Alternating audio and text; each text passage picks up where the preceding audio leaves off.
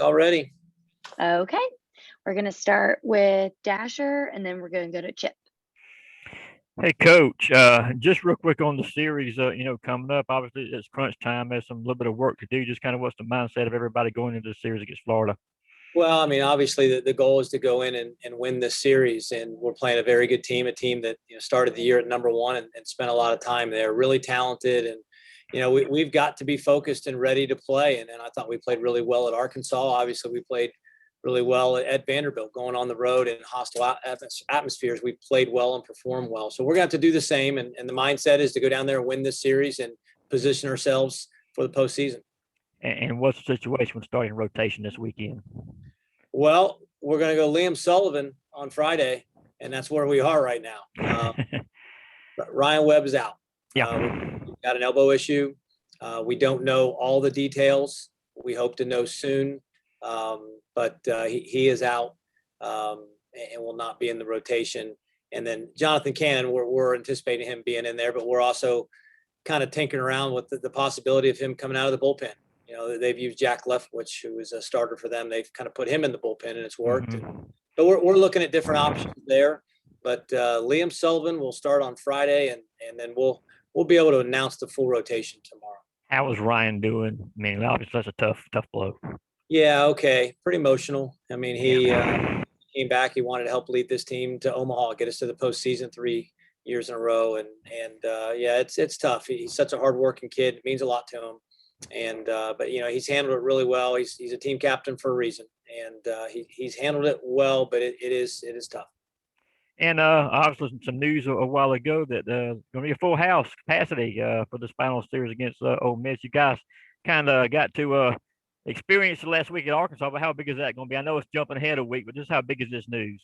Yeah, really excited. I found out last night. I kind of got the just the heads up. Hey, we're going to announce this tomorrow, and man, I was excited. And we got to, like you said, play in front of Arkansas. It was a packed house for 3 straight games, really loud, and it just adds so much to the game.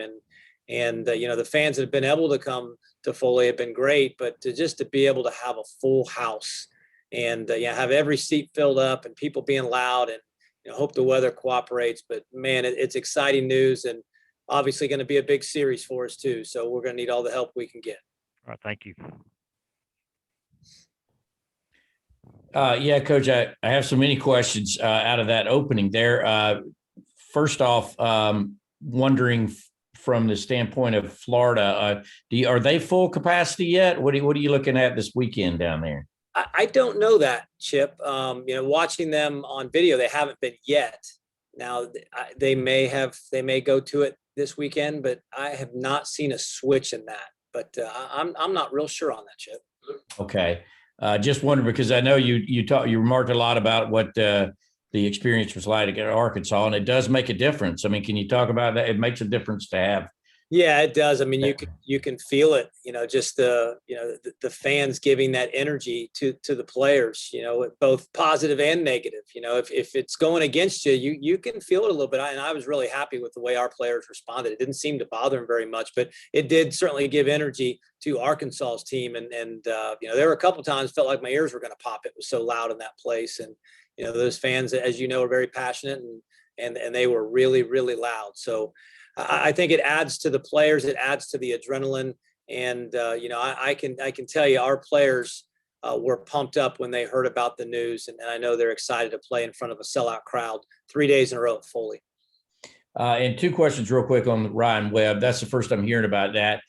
When you say elbow injury, I mean, is this, my elbow is sore and we're going to shut it down and there's not many games left in the season? Or is this like he's got a real issue here that's going to have to be addressed possibly surgically? And then following up on that, wow, your pitching challenges this season have been monumental, haven't they?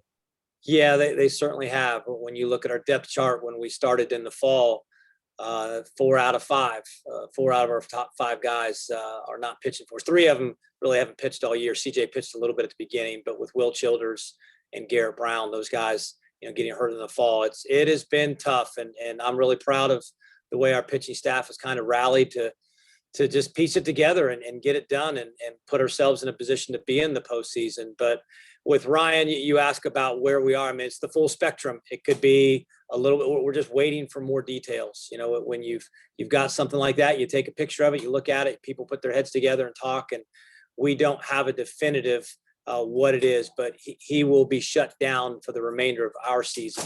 And what happens next is still up in the air. Thank you. Okay, next we're going to go to Jed, then Davis, and finish up with Ramin.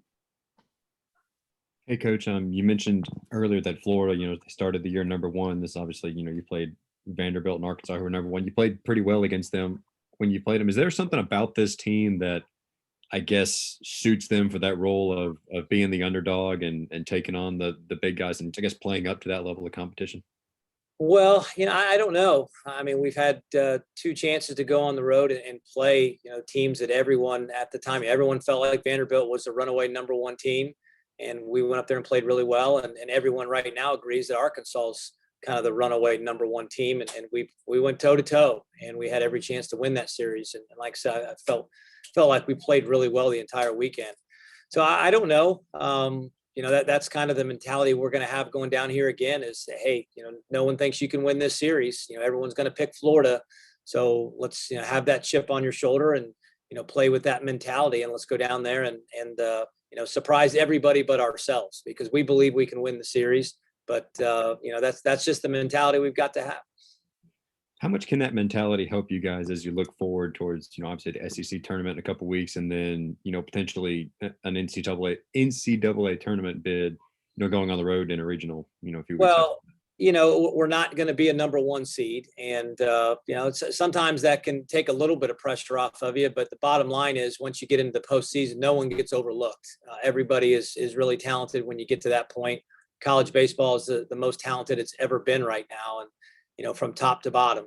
And it's just one of those things that, hopefully we can play well these last 2 weekends and cement ourselves into the postseason, not just to the SEC tournament but beyond it. And then after that, it's you got to get hot. You got to play really well down the stretch. And finally, just one more thing on Ryan. Obviously it's early in the injury process for him, but have you guys had conversations about, how he can still help this team, helping Liam sort of continue to develop and guys like that as they step up into the starting rotation?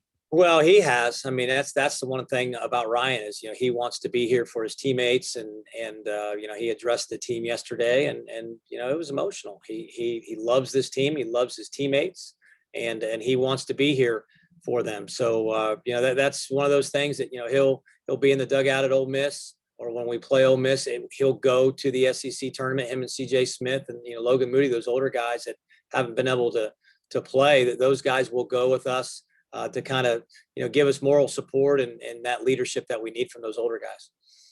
Thanks, Coach. Hey, Coach, just want to ask about Liam Sullivan again. How much do you think his confidence level will be raised, starting this Friday as opposed to last Friday after his performance? Well, I mean, he obviously should feel pretty good about his last 10 innings in the league. If you look at his numbers are skewed just because when you're a relief pitcher, you have one bad outing and everything just goes out the window. But you look at what he's done his last 10 innings in the league against 2 really good offensive teams. He's pitched very well. So, the key for him is getting ahead in the count and being able to command that fastball. And at Arkansas, he really had all 4 pitches working, a breaking ball, slider, and a changeup as well. So, just gotta get him off to a good, quick start. Florida's a really good offensive team. They can put some pressure on you. So, I think his confidence level is high. It should be very high, but it's usually that first inning. You got to have a good first inning and kind of get your feet wet and feel good about where you are and just go from there. And then this is a broad question, but just where do you see his potential going in the future? Is he a, future, ace of the staff? Like, what do you see from him? Well, I think we're going to have some competition. Who's the Friday night guy next year? Who knows? We've got a lot of really good arms and a lot of really good young kids, and still don't know who's coming back. I mean, that's the question mark with the draft being in mid-July. I mean, we're all in limbo of what our roster could look like next year. But Liam, I think is suited to be a starter. And, you normally have 4 starters. Sometimes there's a couple times you might play 5 games in a week, but mostly you're just playing 4 games per week. So I think that you could project him as being one of those 4 starters, and which slot he's in. That'll depend on them. We tell our guys, they make out the rotation. They make out the lineup for how they perform. So, we've been very encouraged with what Liam has done here lately. We've seen a lot of flashes all year long, saw it in the fall too, that we felt like this guy could be really good. And I'm just glad he's kind of peaking at the right time for us. Thanks, Coach. Hey, Coach, you mentioned Florida being in that #1 spot earlier in the year and having played Vanderbilt and Arkansas. Is there anything different or similar you see that makes Florida so good compared to Vanderbilt and Arkansas? Well, just offensively, 1 through 9, they're threats. Everybody can hit a home run. They've got guys that can steal bases, and they've got tons of experience. And I think that's what you're seeing across college baseball in general, is just guys that, have been there for a while. And, a lot of these kids that are in the lineup for them were freshmen when they came to Foley 2 years ago in 2019. We were able to sweep that series, but they played 5 or 6 freshmen in that series, and those guys are all juniors now or third-year players. So they've kind of grown up. So you could compare a little bit. Their 2019 team was a little bit like our 2017 team, that we played so many freshmen in 2017. In 2018 and 2019, those kids grew up because of their experience. And that's what you're seeing with Florida. You've got a lot of guys that have a ton of experience from playing when they were freshmen. And then I want to ask you right now, the weather has obviously thrown a wrench in this week, and then with finals being over, how has the vibe in the locker room been? Has your practice schedule been disrupted at all this week? Yeah, a little bit. We've had to move things around, but to be honest with you, we've been on almost a regular practice schedule. On a normal week, we practice at 2:30.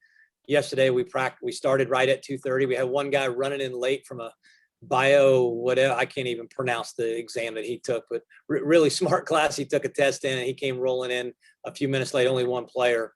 And today we're just pushed back a little bit from the rain, but we put the tarp on last night. So we're just actually getting ready to take the tarp off, and we'll practice. We've got a couple innings that we need to play. Some pitchers that haven't thrown need to throw some inter squad, and some guys that haven't got as many at bats need to get those at bats. And that's just part of the development process. And we'll do that today. And last question, similar to what Davis asked you about Liam, I want to ask you about Jaden Woods. Do you see him remaining in a long relief role long term, or do you see him transitioning to competing for a starting spot? Well, again, out of necessity, he may have to go into that starting role. And that's something that we're still talking about as a staff of what we want to do this weekend and moving forward. But Jaden is certainly capable of being a starter. There's no question. And he's just had so much success for us coming out of the pen, giving him the ball in the 5th or 6th inning, just let him finish. So it's almost like a second starter where you piggyback whoever starts and he just comes in behind him. We may not be able to do that this weekend. He may have to start, and he's certainly qualified and capable of doing it. He's just so valuable for us, but he can be just as valuable as a starter. We'll just have to figure that out. Thank you, Coach. Okay, that's all for today.